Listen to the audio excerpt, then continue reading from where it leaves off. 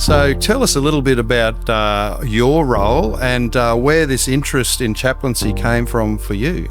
Well, I honestly never saw myself becoming a chaplain in aged care. I knew I wanted to go into chaplaincy, and then I kind of fell into aged care, and I absolutely love it.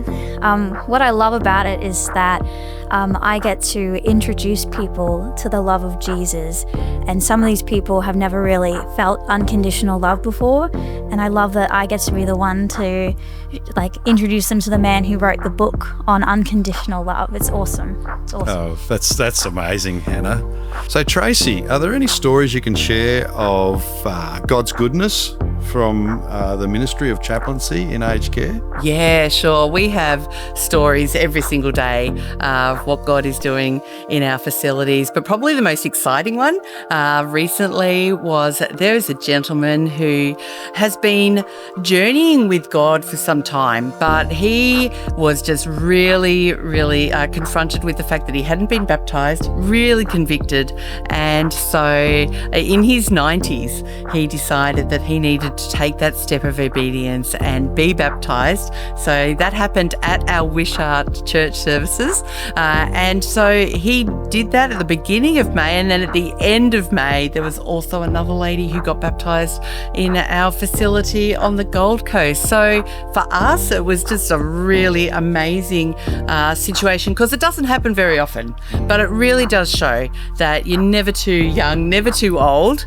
to respond to the love of Jesus. That's truly remarkable, Tracy, and I'm sure that those baptisms really were a notable event for each of those aged care centres. Absolutely. And the community there. Yeah, really encouraging for everyone. Oh, wonderful. How about you, Hannah? What stories have you seen and the difference that chaplaincy has made in people's lives from your perspective? Yeah, well, it's a lot of little things that add up to make a really big difference.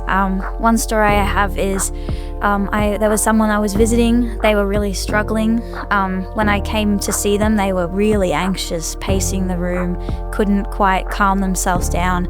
So I said to them, look, I just really need some help with my colouring in. I just can't get the colours right. Will you sit with me and do colouring in with me? So they sat with me and they did colouring in, and by the time I left they were feeling a lot less anxious, because I think I was able to say, this is a purpose for now. This is something we can focus on and do. People think when you go into residential aged care you lose your purpose, but we're made on purpose with purpose, and that purpose doesn't end because we age. Oh, that's beautiful. Thanks, Hannah. And what a practical way to show support and care. Perhaps you could give me some tips on how I might improve my colouring in anytime later.